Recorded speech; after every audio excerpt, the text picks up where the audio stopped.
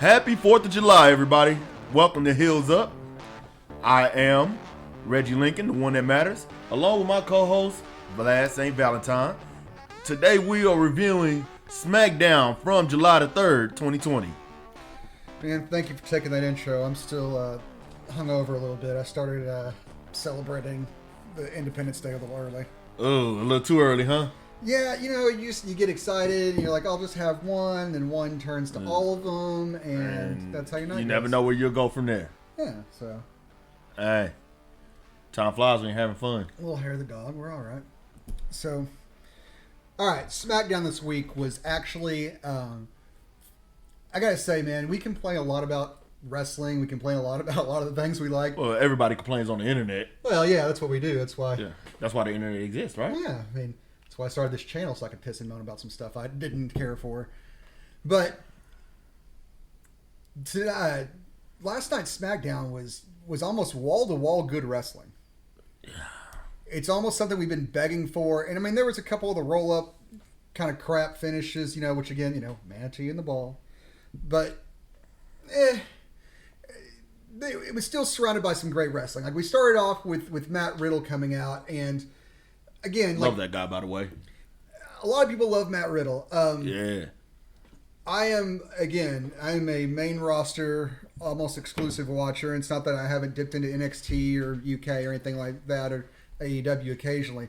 But I haven't spent a lot of time with things outside the main roster and Raw and SmackDown since, that's just the stuff I've been watching since I was a little kid in the 80s, Yeah. I've kept with it. I mean, they didn't have that many, all the AEWs and It's too much to keep up with, man, quite frankly. I only have so many hours in the day, especially when I spend so much time editing these videos. yeah. But introducing Matt Riddle to the normal people who are watching, SmackDown on Fox, this is their first introduction to the dude or the bro. And, making him tell They're trying to get used to him. Yeah, but making him tell that stupid-ass story about his feet.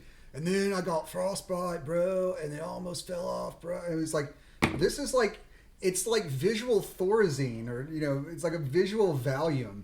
Like, I seriously was, trying to prop my eyelids open with toothpicks to get through that damn to that segment?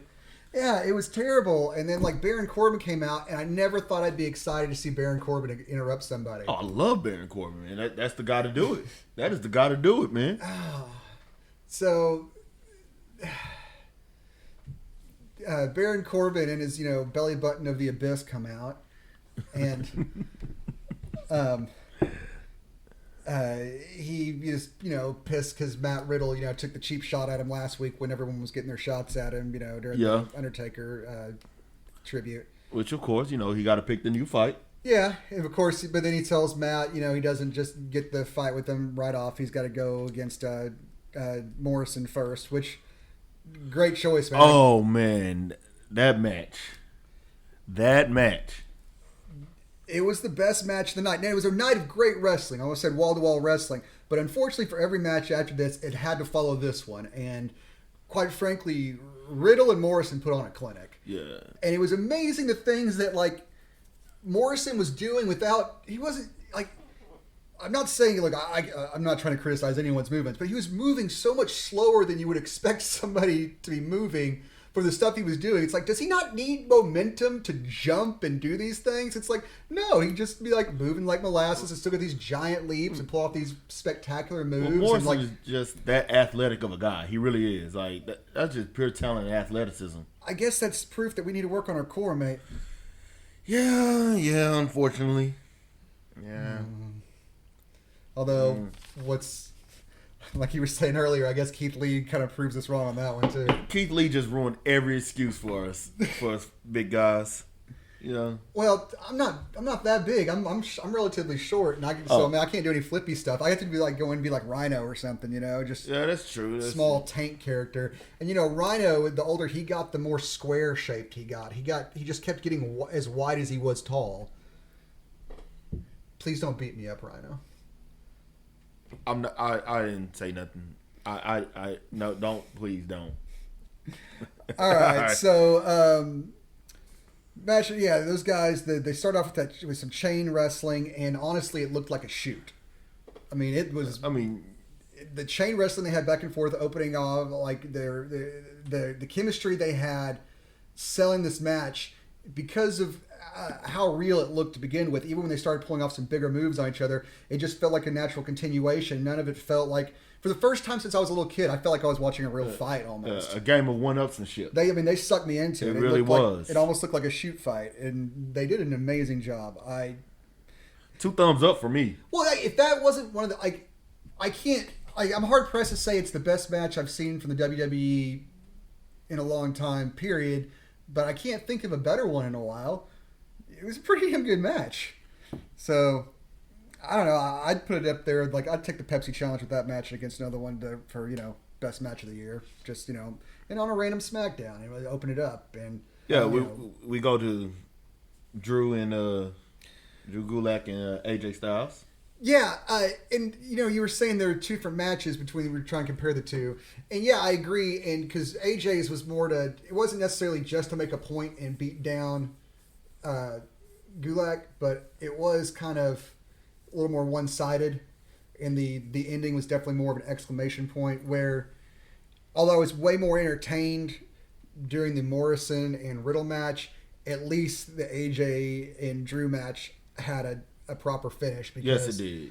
Morrison and Riddle, of course, had to end another damn roll-up finish, which was the only thing that tainted it for me, is because we had to have a roll-up finish for it instead of a clear winner. Because neither one of these guys, I mean, we knew Morrison they didn't wasn't want to take win. one from the other. You know what I mean? I mean, you're going to make Morrison lose, just let him lose. Like, it doesn't hurt him that bad, and it doesn't really hurt him at all, and you need Riddle to get we're trying to, bring him up to the main roster and let him make his point, but like, stealing a victory isn't putting someone over. It's just kind of like letting them snake by. I realize you didn't want to hurt the other guy, but it doesn't really help anybody. It doesn't really do much of anything. It's like kissing it's the wrestling equivalent of kissing your sister. Like, you think so? Yeah, man. Like wow. Yeah, it's a nice family moment or whatever, but like shit. I mean, would you look at it as like the Alabama version of kissing your sister? Please don't beat me up, anybody from Alabama. Finally, I'm saying don't beat me up. No. I was trying not to go there as much as possible. Look, man, my folk got stereotypes we're trying to avoid too, okay? Oh, man. Please don't beat me up. All right. Finally, I said it. You didn't have to say it this time. For once. I was going to cut that bit out, but now I'm keeping it in. Yeah, so AJ and Drew for the IC Championship was a fairly good match. And like I said, only hindered by the fact that it was preceded by Riddle and Morrison just kind of burning the damn roof off the place. But still good. Still some nice back and forth. They didn't just let Drew go out there and get his ass whooped. And that baseball slide he gave AJ from when he was on the outside just looked brutal as shit. Wow. Like, they're definitely something we noticed for the last couple of weeks. Is they've been a lot stiffer now that there's not an audience there. It seems like like they're having to work a little bit stiffer. Hey, in their that's shots. Old school, baby. That's old school right there. I'm not complaining. I'm just. Yeah. I mean, I'm certainly enjoying it. I mean, it's like watching, occasionally it's kind of like watching those old like NFL worst of hits, the blooper reel hits or whatever. It's like they're bringing helmet to helmet back. But good match. AJ, of course, wins with the Styles Clash into the fantastic or the phenomenal forearm. Yep. And puts the little exclamation point on there because he could have pinned Drew after the Styles Clash, but he wanted to make a point to, I guess, him and Bryant. But it was a good match. Very good match. Very good. So after that, we go to commercial break, and it's going to be Bailey and Sasha doing Bailey and Sasha like their own appreciation video package, which honestly hey, it's funny, but I don't care. Yeah. Oh yeah, look, they're adding the entertainment into the sports entertainment. I'll say that. Well, it's kind of like stuff like that I kind of equate to like the whole Andy Kaufman like reading the entirety of War and Peace or whatever it was. It's like I get the joke without having to sit through it. Like, okay, it's funny. What you're doing is funny. The fact that you did do it is funny. But like, I'm gonna go out and have a smoke break while everyone else sits through it because I get it. I don't need to sit through the whole thing. So, but the tribute to Bayley and Sasha was like I can't stand Bayley now, which I guess is the point. So I guess she's doing her part well. Yeah, Bayley is playing her role very well. She's so obnoxious. Then you're like, dude, I know a thing or two about being obnoxious. Yeah, she's playing it very well, man. Oh, she's just aggravating. From my experiences, yes, I know a thing or two about being the obnoxious, entitled, all of that. I mean, hell, I'm the only man that matters. Of course, I know a little bit about being entitled. Now, for all you people who think you can't relate to somebody unless they physically represent you, I want to know that I've never related to anybody more than Alexa Bliss when she reached out and slapped the taste out of Bayley's mouth. Not that I would ever hit a woman, but like, well, I guess is that sexist to say now? In modern times, is it sexist to say I wouldn't hit a woman? No, it's not sexist. That's still acceptable. Okay, well, especially the fact that you won't hit a woman. So I mean, let me know how that goes, because I guess if we were in TNA, I guess it would be required, since they're doing their intergender matches or whatever, and then what they do, and that their gimmick. Kind of Impact. Anymore. It's not TNA. Sorry, Impact. Kind of not anymore since Miss Tessa Blanchard is not there anymore. I totally rooted for that slap, and it was nice to see Sasha get one back on Bayley a little bit and volunteer her for the match this time around. I love it. The role reversal now. Like, okay, let's give you a taste of your own medicine. I see the shade being thrown now. Like, I love it. I love it. This is where the story is leading to. They're just so passive aggressive and like bitchy and like. I love it. I love it. So Bayley does the Taker impersonation, which was god awful. But again, they're trying to get some of that Corbin heat by playing off the Taker leaving, which. All right, everyone using his name now because they know he's not coming back. Yeah. Well, I just want to see like him come up on the Titantron just while they're doing that crap and just be like, "Get my name out your mouth," and then just go away, and that just be enough. He just that's enough. I'm done. Like, bye. Taker's got the dad eyes. You know what I'm saying? Well, he is the dad. He was the dad of the locker room for a long time. I'm just saying, like when you're in the room and like you're doing wrong, and your dad walks in, just looks at you, and you just stop immediately what you're doing. Taker's got those dad eyes. Yeah. All right. Yeah. Now we go into the match with Lexa and Bayley. Bayley's a little emotional to start off with because of the slap. So, Bayley's a little emotional to start off with because of the slap. So Alexa takes advantage for a little bit, but eventually Bayley gets control and starts working over the right arm, the arm that slapped her. The arm that slapped her, yeah. But pretty good. Good on her. Good little subtle storytelling there. Yeah, good on her. And then Alexa gets a punch in later, then has to like shake the fist out because of course it's been worked over. So again, these storytelling, something old school storytelling. Well, it's. Again, we've complained before about wrestlers forgetting that they're injured halfway through a match or whatever. So, good on you, girls. Or good on you, women, ladies. Whatever was not offensive. Wasn't trying to be derogatory. Just I don't think they'll take that too personally. Just trying to be positive, mate. I understand. All right. Yeah, it works over the right arm for the most part. Sasha gets involved at one point in time, so. Nikki runs over and knocks her out, and Bayley sticks her obnoxious face out and starts taunting Nikki, daring her to hit her. And I can't. Alexa, no one could possibly blame Nikki for just decking the bitch. Like she had it coming. So that of course causes the DQ finish, which in this case perfectly fine because Bayley plays one of the best obnoxious heels out there, and that's the purpose. She's supposed to be a bitch. Yeah, pretty much. She's supposed to be one. But you can't help but punch her. You can't help but want to slap her. Not even gonna lie, I've had my times too. Yeah, why don't you go ahead, hit me, hit me. I dare you. Yeah, you won't do it because you're But spot on by Bayley. I think that the empty crowd is doing her great because you can hear more of her yelling and screaming and obnoxiousness and her just. You know what I love about Bailey? Like she still have her moments where she'll even interact with the commentary after she heard what they said about her. She's one of the only ones that do that. Like, yeah, you watch this, Michael Cole. She's a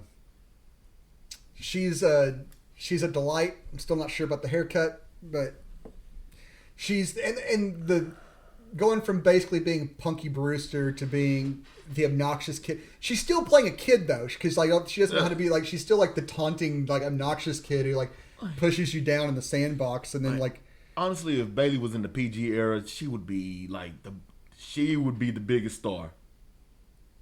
Like she's a big star now, but I mean like. Are we still not in the PG era? I don't think so. I don't think so.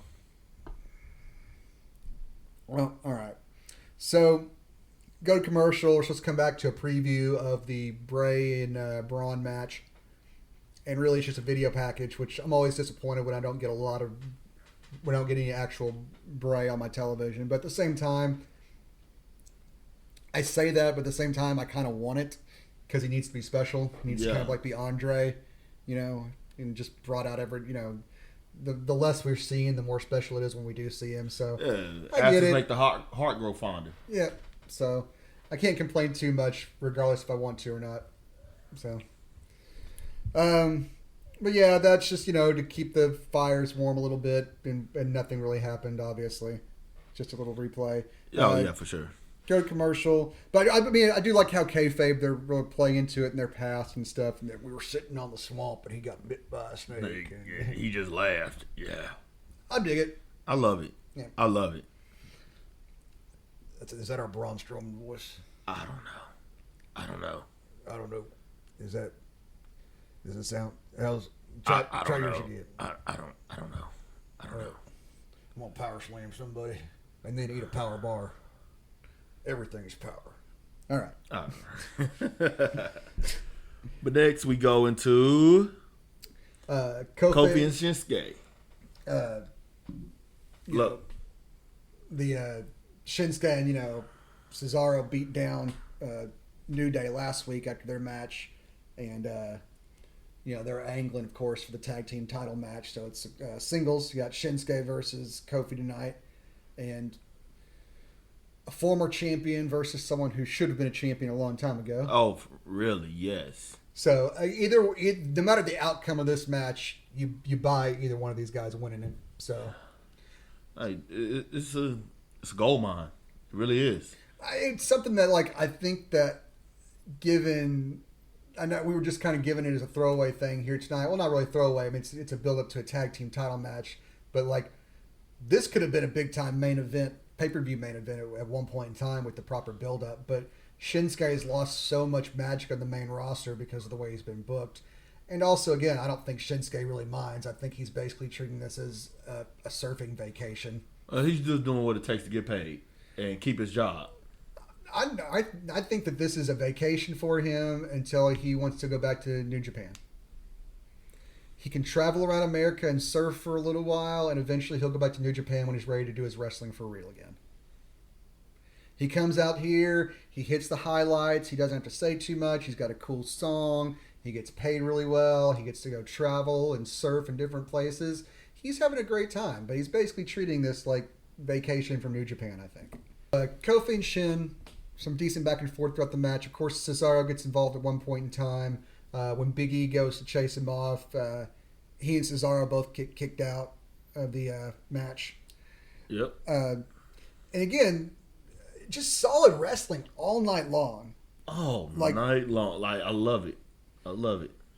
It was like, what did the writers do today? What were the writers on today to just, hey, we're going to put these guys.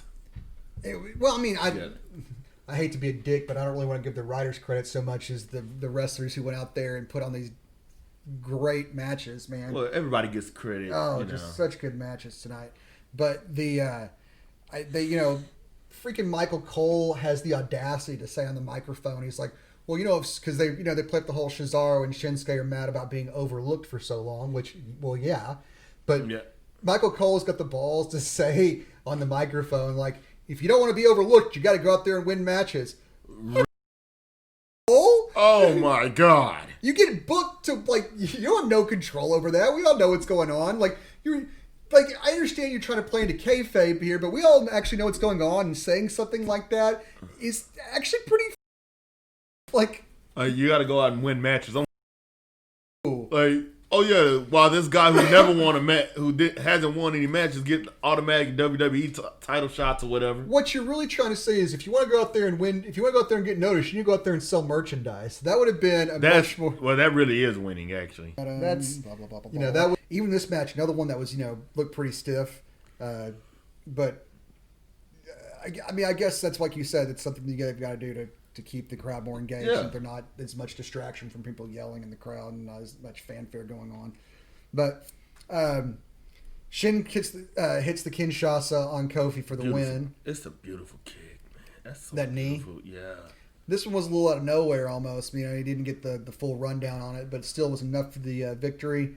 Cesaro comes out afterwards to celebrate and pulls out a table.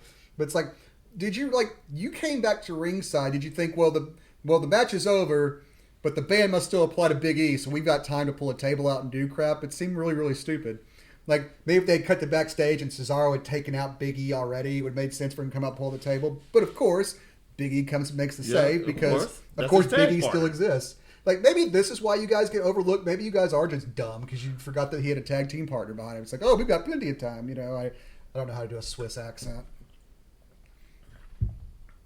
I can do the Swedish chef from Muppets, but I don't think that's the same. That's not the same. That's not the same. That's totally not the same. Yeah. Completely different countries. All right. So they finished up the night with the toast to Jeff Hardy from Sheamus. So we get one half of the bar in a bar, but not the bar I want. No. And honestly, this was a waste of damn time, and a waste of alcohol, which really was makes it doubly worse. Because Sheamus wasn't even there in person. So it's really, really stupid because Sheamus isn't there. There's just a bar set up in the middle of the ring, and Jeff Hardy comes out to it by himself. And Sheamus couldn't even be asked to show up. Like, why even show up or dignify this with a response if you're Jeff Hardy? You've got no obligation Social to be distancing, here. I guess, brother. Well, you have no obligation to go, is what I'm saying. Like, when Sheamus is holding his stupid damn toast, you can just stay home. Like, I don't need to pay attention to this. I don't need to interact with this idiot. So I don't understand why Jeff showed up in the first place. He didn't need to show up. And then, he beat up the bartender for no good reason, but as a former bartender, I was very offended. I found it very offensive. Like, you don't treat the bartender like that. Well, I guess he's not worried about getting his drinks poured strong anymore, so I guess he can treat the bartender however he wants. I was a bartender a long time ago. They would have got kicked out of the bar if they did that. Well, I mean, good luck kicking Jeff Hardy out of a bar, because that's one guy I don't think that I'd want to try and drag out of a bar. Yeah. Look, man. I could make further comments, but I'll just leave it at that. Well, if Jeff Hardy's in a bar, we already have some bad situation going down. So getting him out of the bar is probably not going to be an even easier situation. But this time they brought the bar to him. But he didn't have to go. There's nothing made him go down to the ring. He could have just stayed at home. He didn't have a match. He's like, I better hop in. Like, in kayfabe, what we're supposed to think about is like, Sheamus couldn't be bothered to do this because he just did it from his house. But Jeff was like, I better, leave my house, fly to the performance center, go in here. I don't have a match. I don't have anyone to face, and stand here and be humiliated and, taunted with my darkest past, and be tempted by something that still probably tempts me because we've had, he's had an incident within the last year. Yeah. So no one's ever completely out of the woods, people who deal with addiction and stuff like that, and our heart goes out and our sympathy. Yeah. We're not bagging on him. No, not at all. It is what it is. So using this as a storyline is tasteless, but ultimately completely unnecessary for him to show up or do anything. He doesn't need to be a part of this. No, he doesn't. So, and I get what they were trying to do with the emotion, and the whole, Jeff saying, do you think this is funny? Making fun of something that people deal with on a regular basis. It's the whole, their bully angle with Nia Jax and Alexa Bliss all over again, and it's just as poorly executed because they don't know how to do emotional crap very well. So, yeah, I get what they were going for. I just think it kind of fell flat, and it made the night kind of fall flat as far as a night that was nothing but good wrestling, and it kind of ended on a poor skit that just wasn't very well executed. That gets it really gets 2 fire emojis for me. You and your fire emojis. Yeah. All right. Hot fire. Hot fire. All right, so that was Smackdown for this week, y'all. Thank you so much for joining us. Go back and watch, if nothing else, at least Matt Riddle and John Morrison, because they put on just a hell of a match. They really did. Ultimately, this is one of the better Smackdowns we've had in a while, just from a wrestling standpoint. And there actually wasn't a lot of storyline to get away with that. So honestly, for me, 4.5 fire emojis. 4.5 fire emojis, just like that. Yeah. Is this a new thing we're trying out, the fire emojis? I don't know, but it's something I've been wanting to do. Okay. Fire emojis. Fire emojis. Fire emojis. Yeah. Fire emojis? Yeah, fire emojis. What about something more unique, a pickle emoji? They have pickle emojis? I bet they have pickle emojis. I feel like that's. Or we could pay tribute to New Day and have pancake emojis.